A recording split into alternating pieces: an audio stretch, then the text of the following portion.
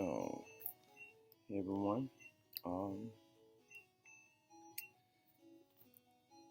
you guys had a good Father's Day, and yeah, you guys gonna have a good Father's Day. I've been celebrating, went to churches. Shout out to the Seventh-day Adventist, Espanol, and Life Church for showing me hospitality and showing me the good in life as well, and the goodness of Christ, Yeshua, and humanity. That's to say, I would still like to emphasize and advocate for what I'm still standing for as an individual who I say is the elect of Christ, of Yeshua Hamashiach, the Black Messiah, and what he wants and continuously strives to fight for us and wants for humanity with those apostles and holy men and women.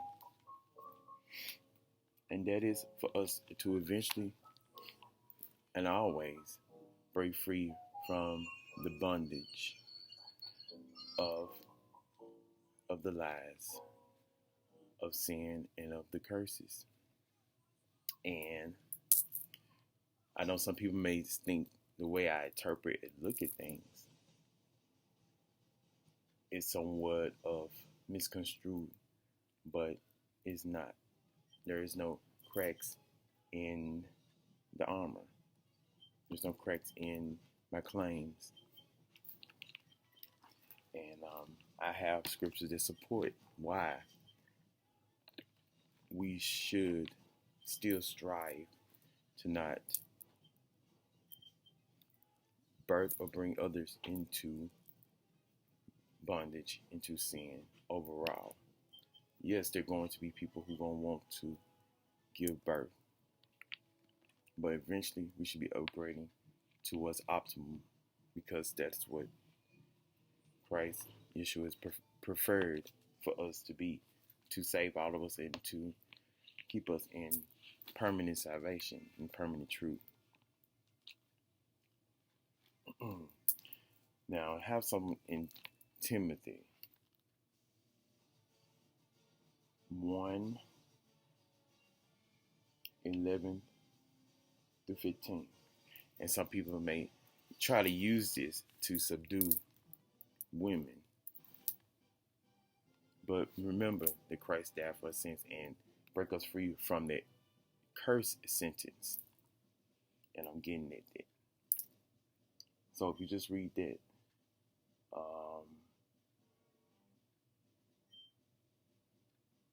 they try to blame it all on Eve because she ate of the fruit first. So it says, for Adam was created first and then Eve, and it was not Adam who was deceived, it was the woman who was deceived and broke God's law. But a woman will be saved through having children if she preserves in faith and love and holiness with modesty. Okay. And another passage, Galatians 3:13. Mashiach has redeemed us from the curse of the Torah, being made a curse for us, for it is written, curses everyone that hangs on a tree. And Acts 13:99, and then they had fulfilled all that was written of him. They took him down from the tree and laid him into the sepulchre. But Elohim raised him from the dead.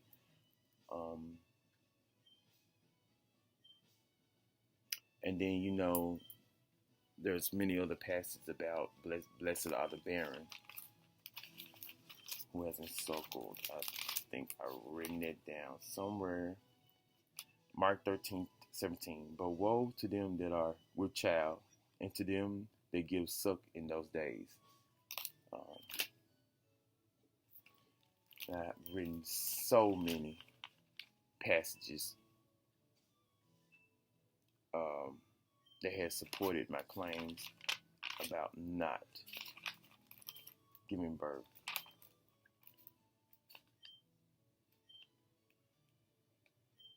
But I would think a benevolent being will always want us to not go through suffering and pain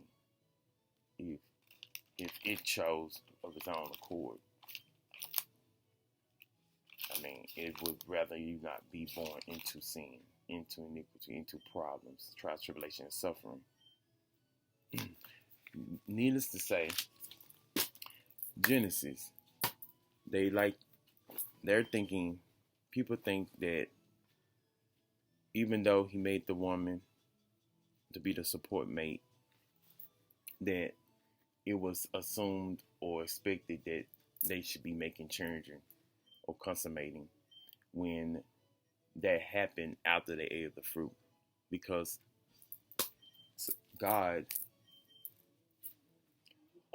clarified the sentence after they ate of it. He just said that there should be a support mate. That's about it. Even though they were born with the reproductive or made with reproductive organs, that part of learning of the desire of the flesh didn't occur until after they ate of the fruit. So it was a punishment, because he said, "You, for the male, you work by the sweat of your brows and tend to the land." Was they tending to the land, or they were just talking about animals, or explaining or giving names to animals? Yeah, sure. But it was simple. They was provided for. They had food, shelter, the trees, everything was provided. So he kicked them out of the garden, and they have to deal with hardship ever since. So basically, Yeshua dying, Christ dying for our sins and curses to break us free from bondage, is freeing us from hardship, freeing us from trials and tribulations. But it's up to us to help him free us from trials, tribulations, and hardships. So by you still reenacting something that has been paid for, you're sort of putting yourself into hardship in some way, trials and tribulations. Even though you don't think you're doing it, that's what occurs. And that's why we should always be striving to eventually save ourselves and upgrade ourselves with Yeshua, so we can stay in what is good. So by attacking or thinking abortion right isn't fighting for Christ, that is a misconception. That's a lie. It is fighting for what he and those apostles ultimately was fighting for us to be always saved and not to continue to be brought back into trials and tribulations and sin. Getting a vasectomy, getting cuts, tubes, ties, and burn, methods of antinatalism, all these movements and ways of preventing birthing others into trials and tribulations is of Christ. It is ideally, optimally, what we all should be striving for, because he's trying to transition us to the new heaven, new earth, permanent salvation.